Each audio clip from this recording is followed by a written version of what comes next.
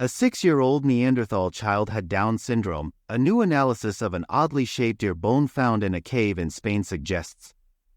The finding is the first known case of Down syndrome in Neanderthals, our closest human relatives that lived in Eurasia from about 400,000 to 40,000 years ago.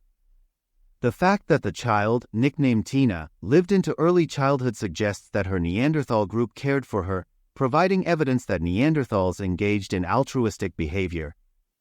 This child would have required care for at least 6 years, likely necessitating other group members to assist the mother in childcare, the researchers wrote in a new study published Wednesday, June 26, in the journal Science Advances.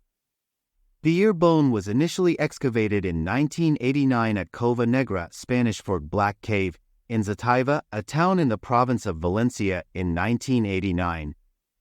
Other Neanderthal remains at the cave date to between 273,000 and 146,000 years ago.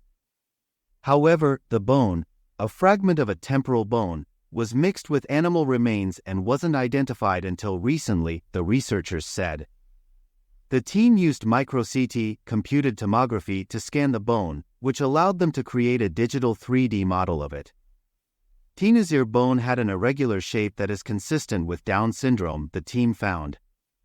It also had other unusual aspects, including a smaller cochlea and abnormalities with the lateral semicircular canal, LSC, the shortest of the 3 ear canals, which, together, can cause hearing loss and severe vertigo, according to a statement.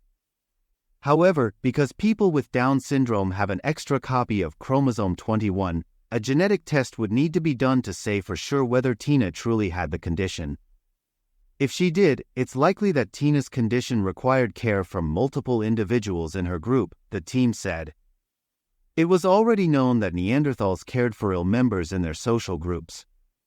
However, all of the known cared for individuals have been adults, so it was unclear whether Neanderthals cared only for those who could help them in return or whether they did it out of altruism.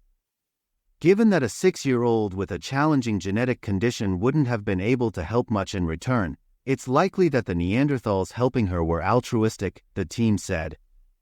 What was not known until now was any case of an individual who had received help, even if they could not return the favor, which would prove the existence of true altruism among Neanderthals, study lead author Mercedes Conde, professor at the University of Alcalá in Spain, said in a statement.